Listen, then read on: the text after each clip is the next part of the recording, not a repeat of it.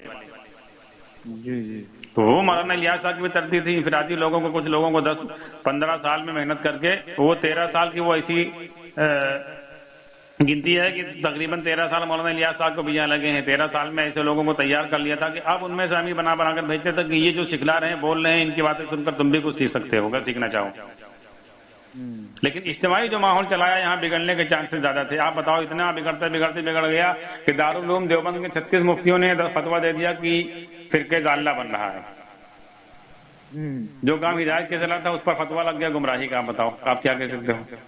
دیکھو اسے اتنا فائدہ ہوا اور ہم لوگ یہ کر رہے ہیں وہ کر رہے ہیں، لوگ نمازی بن رہے ہیں، جماعتی بن رہے ہیں، داڑھی دکھائے رہے ہیں. تو اگر یہ کام تھا تو مولانا الیاس صاحب رحمۃ اللہ علیہ کو میوات سے بجائے سہارنپور دیوبند سے کام شروع کر ان لوگوں کو ساتھ میں لے کر چلنا چاہیے. لیکن نہیں، میوات میں اس لیے شروع کیا تھا وہ بالکل کورے تھے. یہ سمجھ لیں گے کہ پرورش کرنے والا اللہ ہے، کیونکہ ابھی ان پر کوئی چھاپ پڑی نہیں ہے. اور انفرادی محنت کی مولانا الیاس صاحب نے، وہی ترتیب حضور اکرم صلی اللہ علیہ وسلم والی جو مکے میں کی تھی. یہاں جو مولانا الیاس صاحب نے محنت ان میں جو بنے بعد میں ویسے نہیں بن پائے. آدمی زیادہ بن گئے، چلے 4 مہینے والے اس سے زیادہ، لیکن وہ بات نہیں سمجھ پائے. اور مولانا الیاس صاحب کی دین کی دعوت میں ایک بات لکھی ہے. مولانا الیاس صاحب نے فرمایا کہ میرے ساتھ میں ایک بڑے عالم ہیں، میرے کام میں چل رہے ہیں، میرے ساتھ میں ہیں، لیکن میری منشا وہ بھی نہیں سمجھ پا رہے ہیں. اور مولانا یوسف صاحب رحمۃ اللہ علیہ نے فرمایا کہ 20 سال ہو گئے تبلیغ میں لگے، اندر ٹٹول تو گوبر بھرا ہے. اور ابھی ایک بیان رائے میں ایک ہفتہ پہلے سنایا گیا پڑھ کے، حاجی عبد الوہاب صاحب کی ڈائری سے پڑھ کے سنایا گیا. وہ ان کی ڈائری میں لکھا تھا. پرانوں میں بیان کیا مولانا یوسف صاحب نے، وہاں کے پرانے جو کام کرنے والے جمع ہوئے تو ان میں بات کی. اس میں مولانا یوسف صاحب نے شروعات ہی میں کہا ہے کہ ان میں کام کرنے والا آدمی کوئی نہیں بن پایا ہے. اب یہاں سے اندازہ لگاؤ، یہ مولانا یوسف صاحب کا جملہ ہے جو وہاں پڑھا گیا ابھی ایک ہفتہ پہلے، ان کی ڈائری میں لکھا ہوا ہے ہاں رائے بینڈ میں. تو جس کو تم کام سمجھ رہے ہو وہ تو سب کام کرنے والے وہاں تھے. وہ تھے جو ہر سال 1.5 سال لگائے ہوئے تھے، کیونکہ وہاں پرانے 1.5 سال لگاتے ہیں، عالم 3 سال لگاتے ہیں اور سال لگاتے ہیں. ایک سال لگائے ہوئے تھے، ہر سال 4 مہینے والے، ہر مہینے 10 دن والے، روزانہ تقاضے پر چلنے والے 10 15 دن لگانے والے تھے. ان کو کہہ رہے ہیں مولانا یوسف صاحب علیہ کام کرنے والا کوئی نہیں بنا. ان کو کہہ رہے ہیں جس کو تم سمجھ رہے ہو اس کا مطلب پھر کوئی کام اور ہے. اور بھوپال میں جب اجتماع تھا مولانا یوسف صاحب اللہ علیہ گئے تھے، پیر میں پھوڑا نکلا ہوا تھا. مولانا منظور نعمانی صاحب نے اپنی کتاب میں لکھا ہے. تو وہاں کسی اور کا بیان طے کیا تھا. بیان کرنے کے بعد مولانا یوسف صاحب نے کہا مقصد نہیں سمجھا پایا ہوں. جو ظاہر سے بات ہے مولانا یوسف صاحب نے بیان طے کیا تھا تو جو ان کے ساتھ میں رہنے والے تھے، جو روزانہ مولانا یوسف صاحب کے بیان سنتے تھے، ساتھ انہیں کا طے کیا تھا، کسی اور کا طے تو خود کیا تھا. اور پھر کہہ رہے ہیں تو مقصد نہیں سمجھا پایا ہوں. پیر میں پھوڑا نکلا ہوا ہے. پھر کہنے لگے ہم پھر سے بیان کریں گے مجمع گروہ کو. 1.5 گھنٹہ مولانا یوسف صاحب نے لیٹے لیٹے بیان کیا. مولانا منظور نعمانی صاحب کا بیان ہے کہ پیر کا پھوڑا پھٹ گیا اور ہم لوگ اس کو پہنچتے رہے، آدھا سر خون نکلا ہے. مولانا صاحب نے پھر سے سمجھایا کہ مقصد نہیں سمجھا پایا.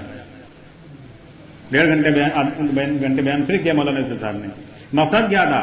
مولانا یوسف صاحب نکالنا چاہتے تھے امت کو سبب پرستی سے.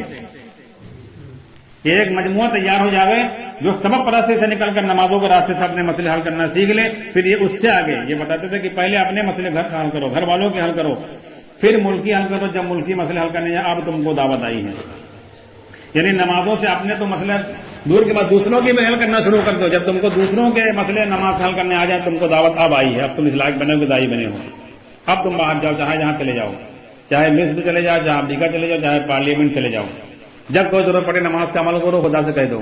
اور کوئی جانے نہ دے، نماز کا عمل کر کے خدا سے وہیں کہو اللہ اس کو ملاؤ تو اس کو مارو. آپ کی بات نہ سنے کہنے لگے نماز کا عمل کرو، پھر وہ آئے گا باہر نکل کر. اور آپ کی بات نہ سنے تب اللہ سے کہو گے اللہ یا تو اس کو ہدایت دے، اس کو مار دے. کہنے لگے 2-4 کو مار دو گے پوری دنیا میں آپ کو کوئی نہیں روک سکتا ہے. ایسے بنے کو، کیونکہ وہ محنت ہی نہیں. محنت تو پچھلے 4 مہینے صرف نکالنے کی، اسی سے خوش ہو رہے ہیں. کسی کو کام سمجھ رہے ہیں، جماعتیں زیادہ نکل کے کام ہونے لگا.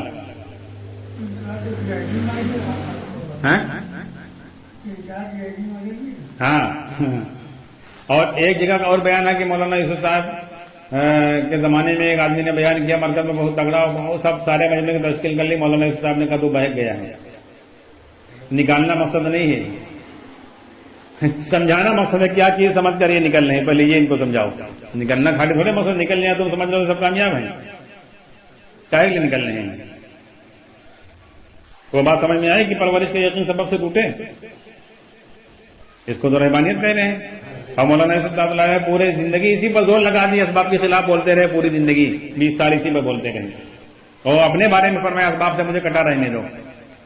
بڑے بڑے پیسے والے پیسے لے کر آئے واپس کر دیا، اور یہی بات کہتے تھے اسباب سے کٹا رہنے دو، میں تو اللہ ہی سے اپنا مسئلہ حل کروں گا. جو نماز سے اپنا مسئلہ نہ حل کراوے کیا امت کا مسئلہ کرا پائے گا بتاؤ؟ جس کو خود تیرنا نہیں آتا ہے ڈوبنے والوں کو نکال لائے گا. آپ غور کرو، جب اس کو خود تیرنا نہیں آتا ڈوبنے والوں کو کہاں سے نکال لے گا؟ وہ خود جا کر ڈوب جائے گا وہ. تو مسئلہ یہ ہے. تو دوسرے دھوکے میں امت یہ پھنسی ہے. دیکھو 2-3 باتیں ایسی چلی ہیں امت میں جس میں آدمی دھوکے میں آ گیا.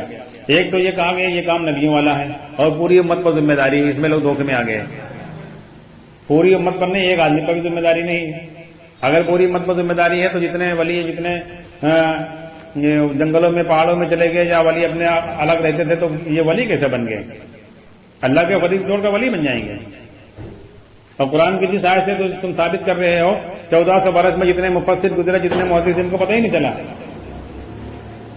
کہ پوری امت کی ذمہ داری سمجھاتے. بڑے بڑے امام گزرے ایک مسئلہ لکھ گئے اور یہ مسئلہ اتنا بڑا نہیں جان پائے جو پوری امت سے متعلق تھا وہ جان نہیں پائے.